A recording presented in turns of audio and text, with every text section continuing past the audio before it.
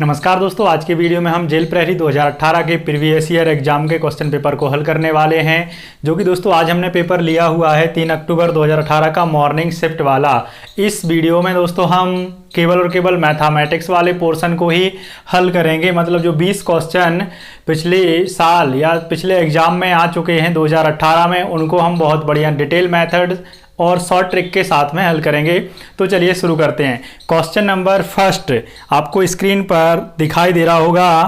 प्रति 100 मिलीलीटर दूध में रामू 50 मिलीलीटर पानी मिलाता है। यदि 800 मिलीलीटर दूध है तो वह कितने मिलीलीटर पानी मिलाएगा। अब इसमें साफ समझ में आ रहा है दोस्तों, ये क्वेश्चन ओरली हो सकता है। 100 मिलीलीटर दूध में पानी कितना मिलाया जा रहा है भाई, 50 मिलीलीटर। तो 800 मिलीलीटर दूध में कितना पानी मिलाया जाएगा भाई। 100 का 50 कितना है, आधा है ना, मतलब 1/2 है।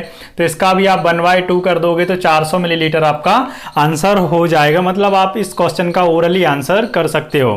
ठीक है। क्वेश्चन नंबर सेकेंड, 30 सेंटीमीटर गुणा 20 सेंटीमीटर आकार वाले गत्ते के एक बॉक्स में 4 सेंटीमीटर गुणा 3 सेंटीमीटर गुणा 1.5 सेंटीमीटर आकार वाले माचिस के कितने डिब्बों को पैक किया जा सकता है। मतलब ये घनाभ शेप में है, क्यूबाइड शेप में है। क्लियर है दोस्तों। और कभी भी इस तरीके से इनटू में अगर हमको मेजरमेंट दिया जाता है तो बड़ी वैल्यू होती है लंबाई, फिर चौड़ाई, फिर ऊंचाई। और अगर यही आयतन वाले का दिया है तो इस तरीके से हो गया। और अगर यही क्षेत्रफल वाले का मतलब लंबाई गुणा चौड़ाई दी है तो बड़ी वैल्यू लंबाई और छोटी क्या माना जाता है, चौड़ाई। ऐसा जनरली होता है। तो जो बड़े गत्ते का आकार है वो है 30 गुणा 30 इस तरीके से। क्लियर है। ये सब सेंटीमीटर मेजरमेंट है।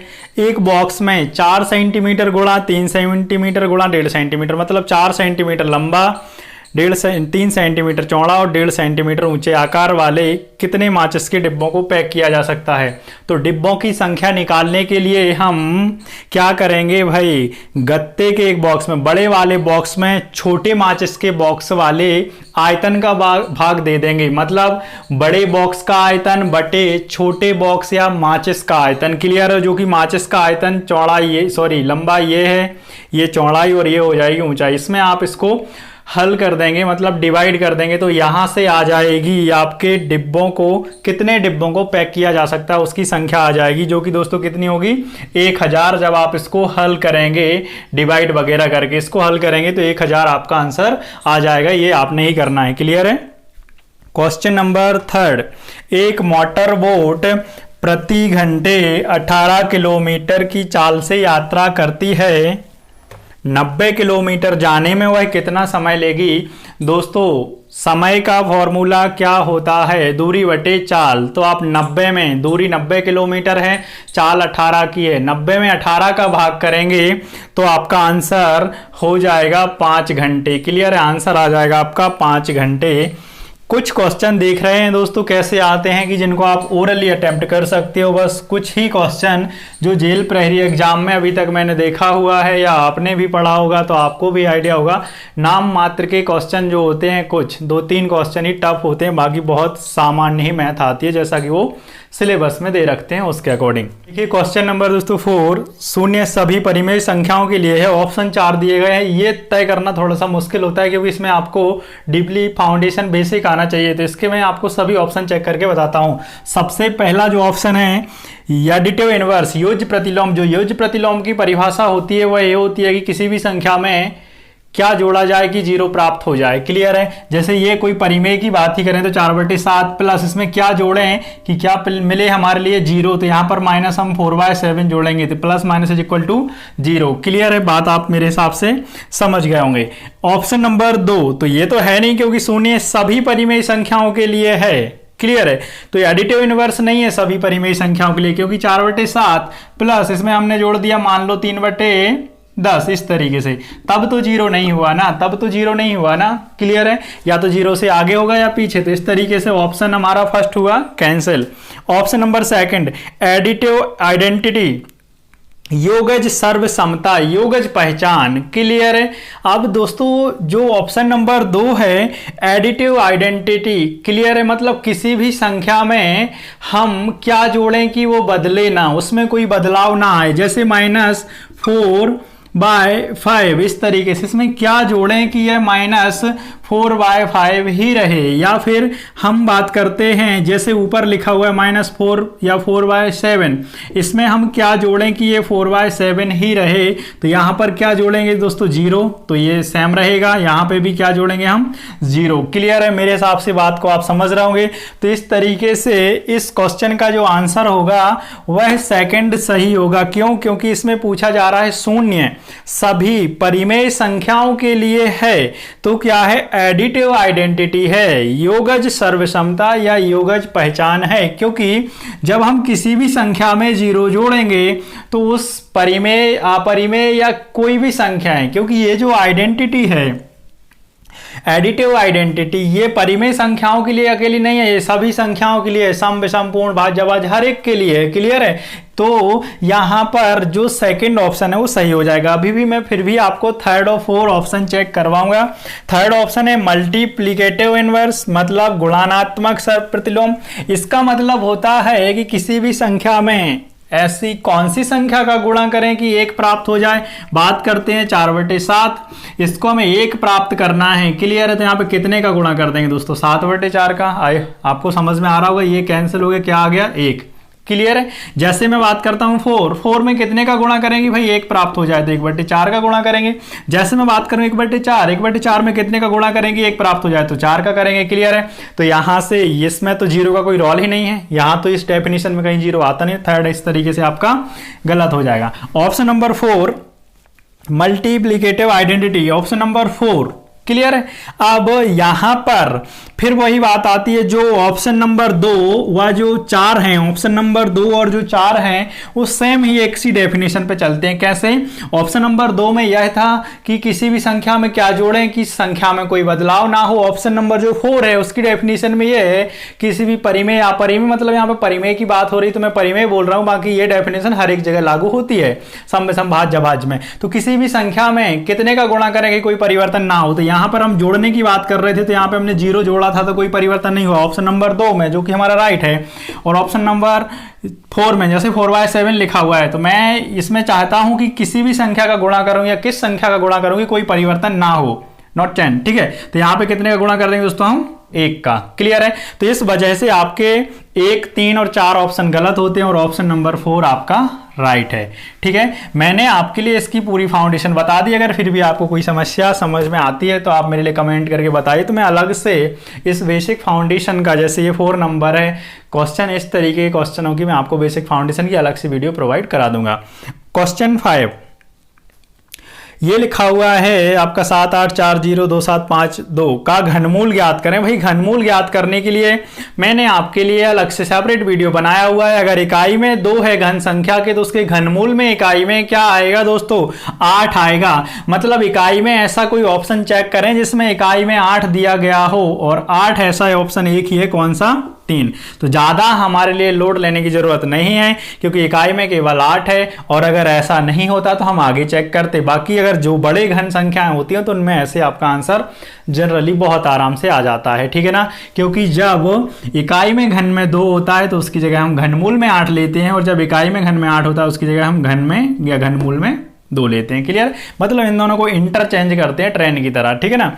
और बाकी के सेम होते हैं। 3 7 को छोड़ के 3 की जगह 7 लेते हैं और 7 की जगह क्या लेते हैं 3।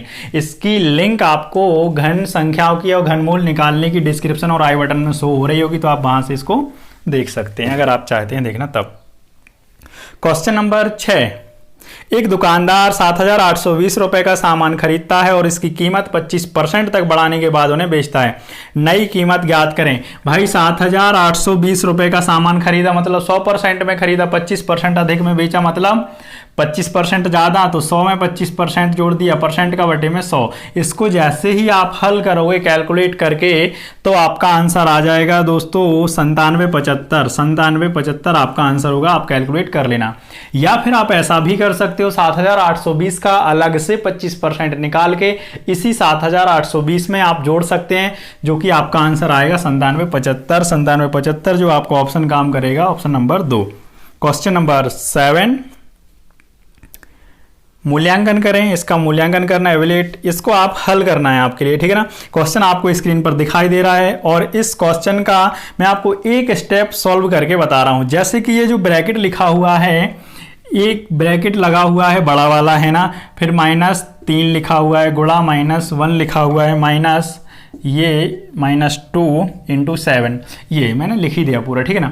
तो इस वाले पूरे के पूरे ब्रैकेट में सबसे पहले कौन सा साइन आप सॉल्व करेंगे, गुणा करेंगे ना। तो गुणा किया आपने, 3 बन जा 3 और माइनस माइनस का इंटू हो गया तो ये हो गया प्लस, ठीक है ना, ये माइनस रहा।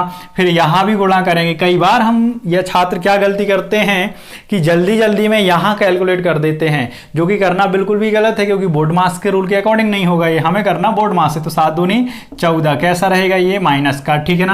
ये हमने ब्रैकेट लगा दिया, ये डिवाइड बाय 51 इस तरीके से, ठीक है ना। यहां पर ये 3 बन जा 3 होना था यार, मैंने 4 बन जा 4 बन 3 बन जा 3, ठीक है ना। तो ये आपको पता है माइनस माइनस प्लस हो जाएगा और साइन प्लस का आएगा, तो 14 में 3 जोड़ेंगे आप 17 डिवाइड बाय ये 51 इस तरीके से, ये माइनस है, 17 का 3 गुना 51, तो वैल्यू कैसी आएगी दोस्तों, माइनस की आ जाएगी। क्लियर है, आपको समझ में आ गया होगा। ये केवल और केवल बोर्ड मास का सरलीकरण का क्वेश्चन था। क्वेश्चन नंबर 8, यदि एक बिंदु का भुजांक -10 तथा कोटि अक्ष 7 है तब बिंदु है। क्लियर है, तो इस क्वेश्चन को दोस्तों हम यहाँ कहीं लिखते हैं। क्लियर है ना, इस तरीके से ध्यान देना आप थोड़ा सा, ठीक है ना। यहाँ पर बोल रहा है जो भुजांक है, भुजांक कितना है दोस्तों, -10 है, और कोटि अक्ष है वो कितना है, -7 है। क्लियर है, तो यहाँ पर एक इस तरीके से ये माइनस का, ये -2 इस तरीके से ये आता आता कहाँ पे आ जाएगा, -7 इधर आ जाएगा, ये कहलाएगा आपका कोटि अक्ष। क्लियर है, ये आपका कोटि अक्ष हो गया, ठीक है ना। और ये इधर ऐसे ये -10 आपका क्या होगा, यहाँ पर भुजांक हो गया, ये -10 क्या हो गया दोस्तों, आपका भुजांक हो गया। क्लियर है, तब वह बिंदु है, तो -7 से कहाँ पर मिलाएंगे हम, -10 के लिए, तो जो बिंदु बनेगा वो क्या होगा दोस्तों, -10 -7 इस तरीके से, ये -10 -7 यहाँ से पढ़ोगे तो -10 पहले आएगा और यहाँ से पढ़ेंगे आप तो -7 पहले आएगा। क्लियर है, अगर भुजांक पहले दिया गया है तो हम इधर से ही पढ़ेंगे, तो भुजांक -10 और ये अक्ष हो गया -7। तो इस तरीके से जो यहाँ पर बिंदु बनेगा ये क्या हो गया दोस्तों, -10, -7, मतलब ऑप्शन नंबर आपका 4 राइट हो जाएगा। क्लियर है, ऑप्शन नंबर कौन सा राइट होगा दोस्तों, 4 राइट हो जाएगा, ठीक है ना।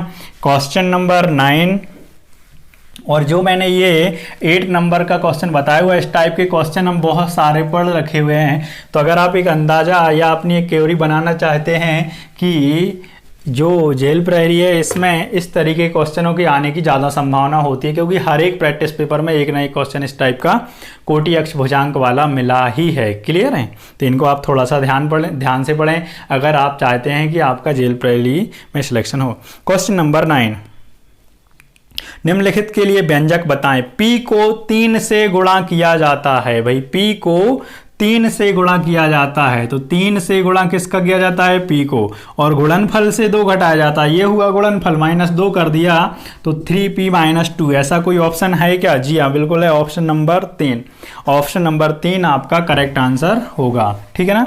तो देखिए कुछ क्वेश्चन इस तरीके से भी आते हैं, बहुत ही इजी और सरल, बस आपका जो प्रेजेंट ऑफ माइंड है वो बढ़िया होना चाहिए। क्वेश्चन नंबर 10, एक समानांतर चतुर्भुज की एक भुजा और ऊंचाई क्रमशः 4 सेंटीमीटर और 3 सेंटीमीटर है।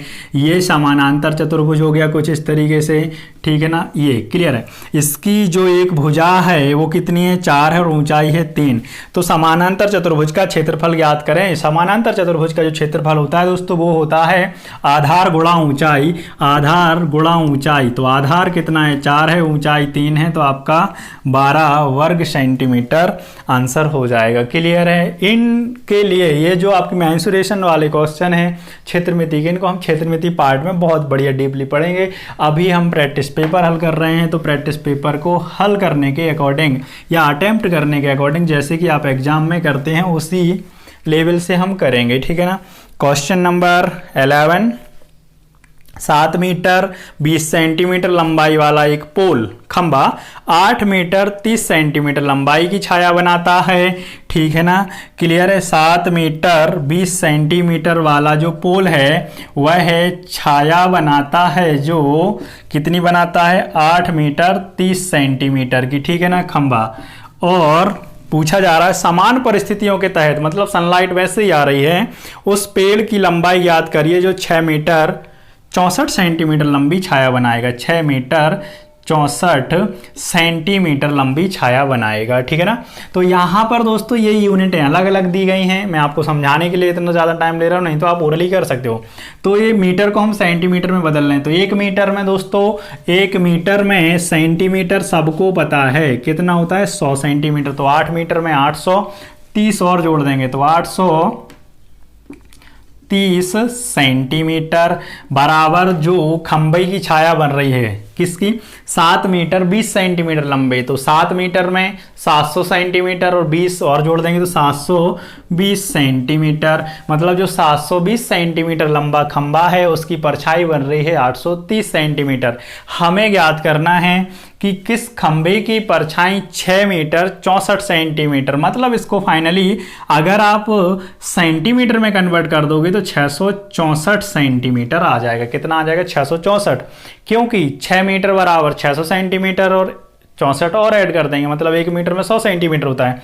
तो यहां से हम निकालेंगे 1 सेंटीमीटर छाया कितने लंबे खंबे की बनेगी, कितने लंबे पोल की बनेगी। तो ये 720 बटे कितना लिखेंगे आप? 830। ठीक है ना?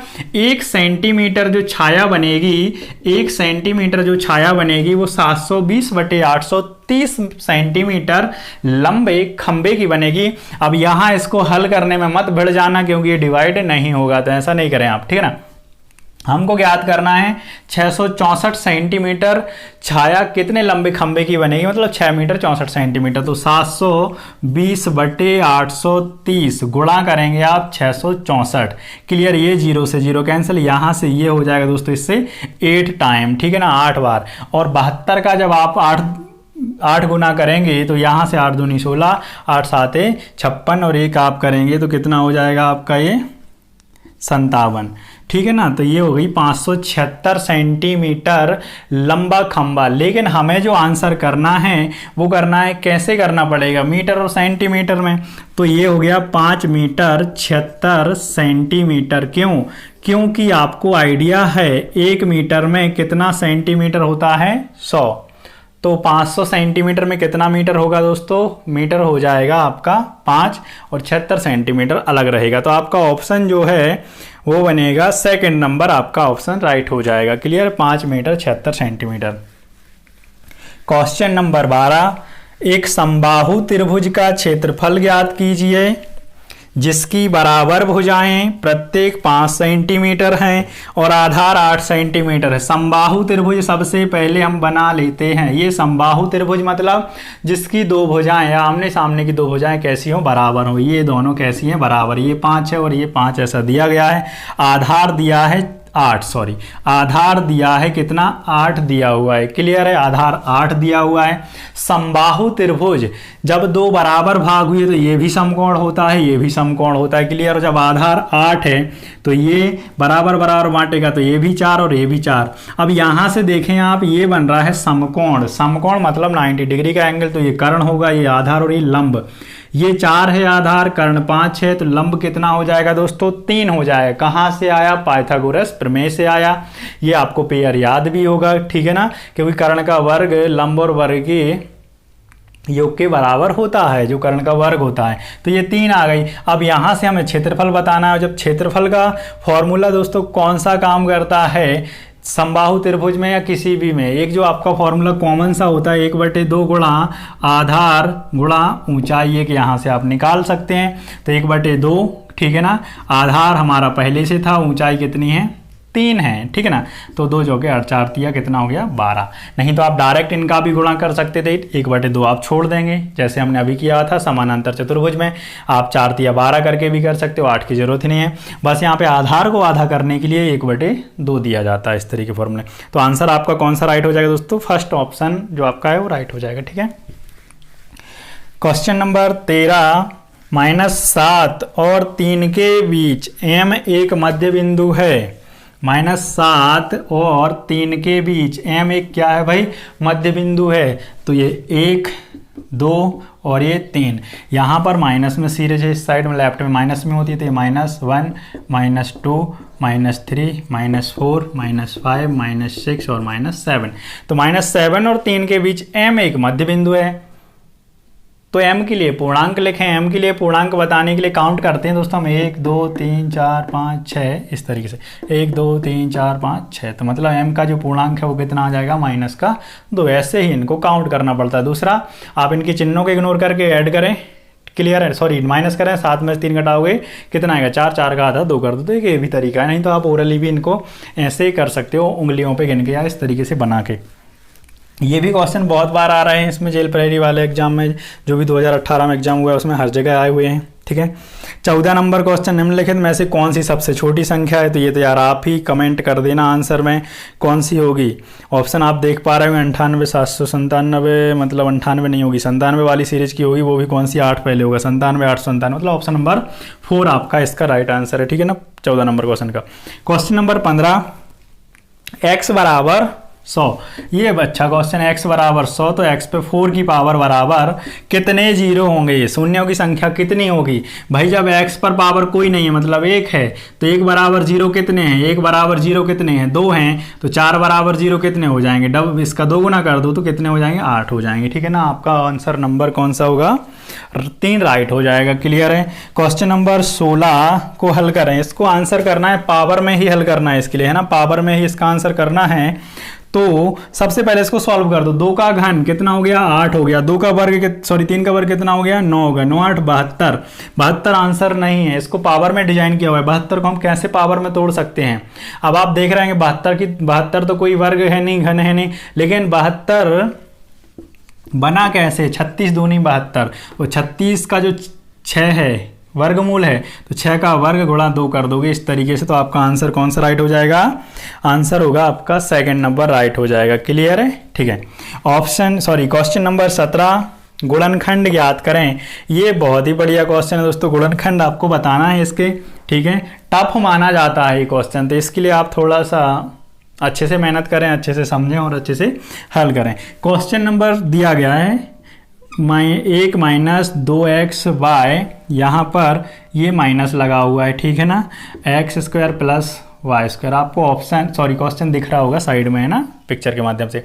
यहाँ से हम एक माइनस को कॉमन ले लेंगे इस तरीके से, तो ये बनेगा 2x, ये माइनस इधर आ गया कॉमन में, तो यहाँ क्या बचेगा? जब माइनस कॉमन ले लेंगे तो क्या बचेगा? प्लस बचेगा ना, तो ये प्लस हो गया x² + y²। अब आपको पता है इसके बराबर एक सर्व समीका होती है, a का वर्ग धन b का वर्ग धन 2ab।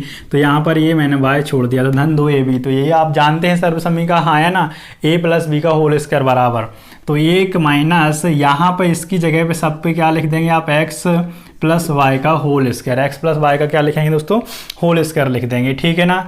अब अगर आप इस बात को समझ पाए कि 1 का whole square minus x + y का होल स्क्वायर, ठीक है ना, तो ये भी एक सर्व समीका होती है। और सर्व समीका क्या होती है? यहाँ मैं लिखता हूँ a का वर्ग माइनस b का वर्ग, और ये धन b और ये a ऋण b, इस तरीके से ये सर्व समीका होती है।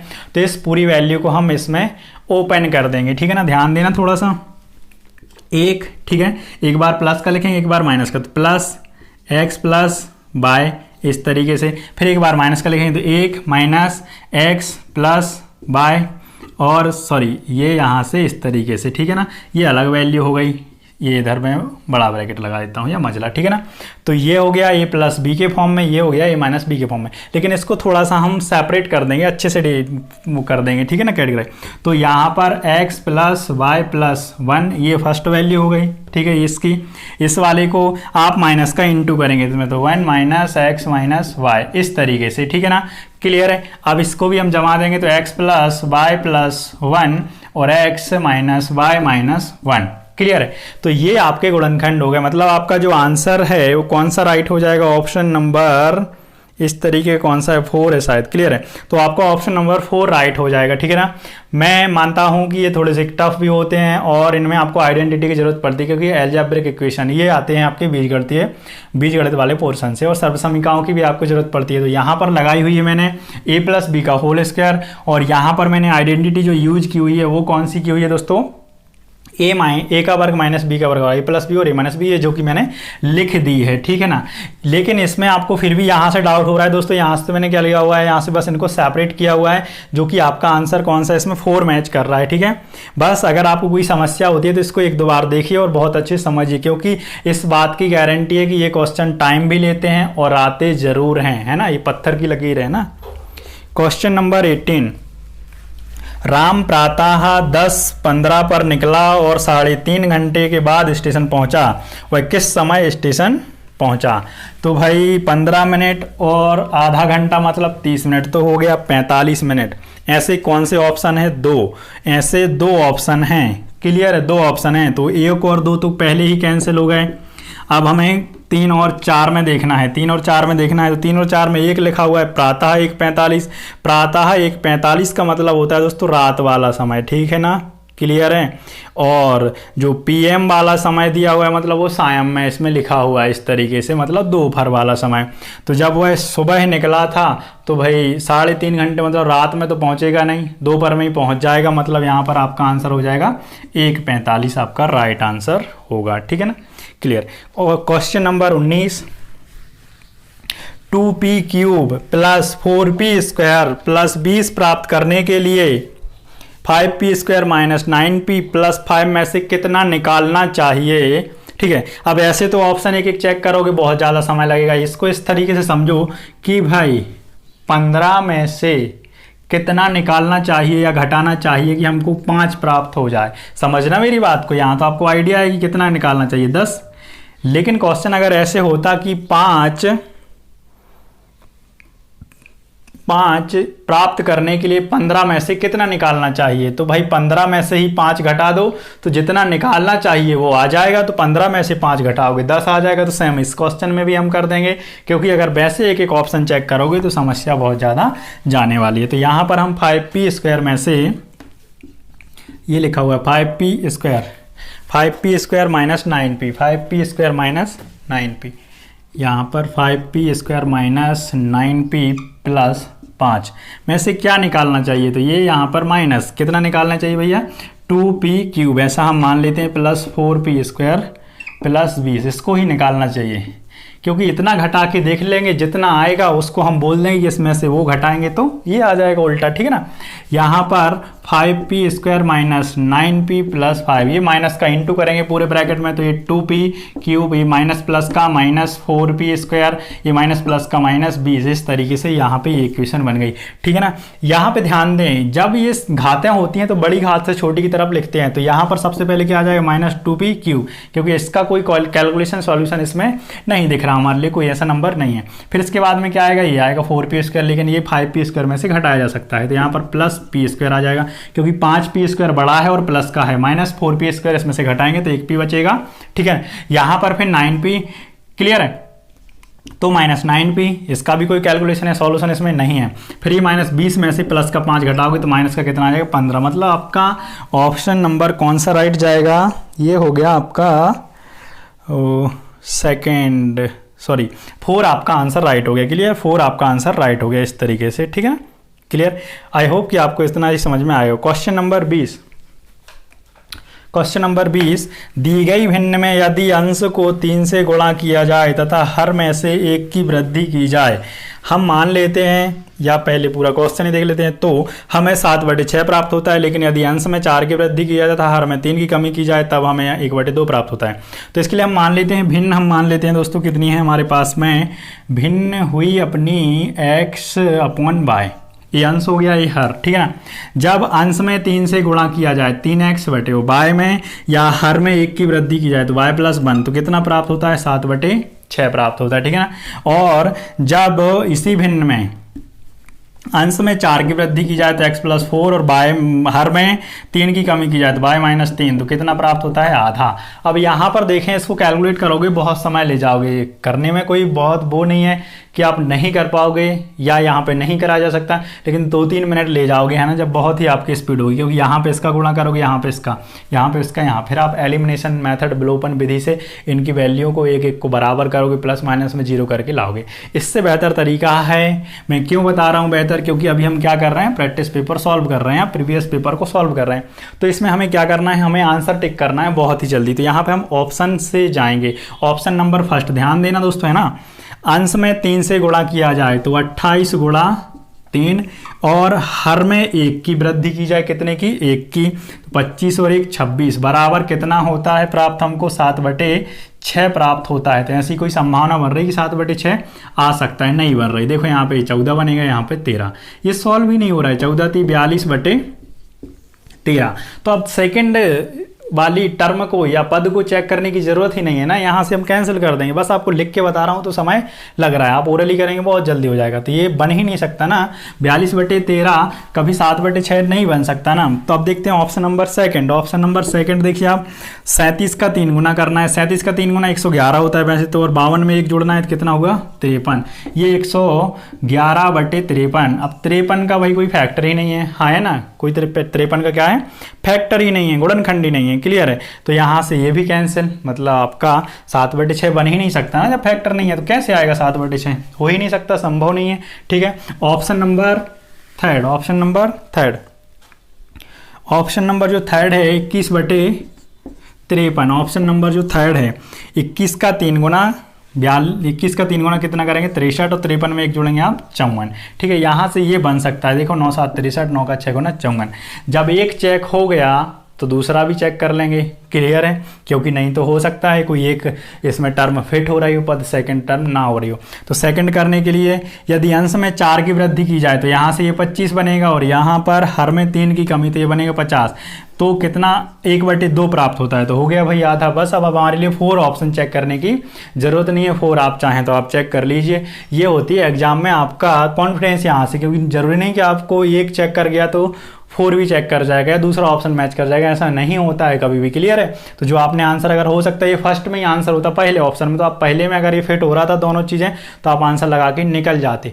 ये तब करना होता है आपके लिए जब या तो इनमें से कोई नहीं हो या फिर ज्ञात नहीं कर सकते, क्योंकि अगर डबल ऑप्शन है या फिर दोनों ऑप्शन दिए गए हैं कि और भी दोनों सही है, तब जाके हम और भी चेक करते। नहीं तो हमारा जहाँ आंसर आया है वहाँ हमको आंसर लगा के निकल जाना है, क्योंकि जनरली क्या होता है, हमें यहीं से टाइम बचाना होता है। ठीक है ना? आई होप कि आपके लिए ये वाली क्लास में बहुत बढ़िया सब कुछ समझ में आया होगा। अगर कोई फिर भी समस्या है तो आप हमारे लिए कमेंट करके बता सकते हैं, और अगर आप चाहें तो वीडियो को शेयर भी कर सकते हैं, लाइक भी कर सकते हैं। Thank you.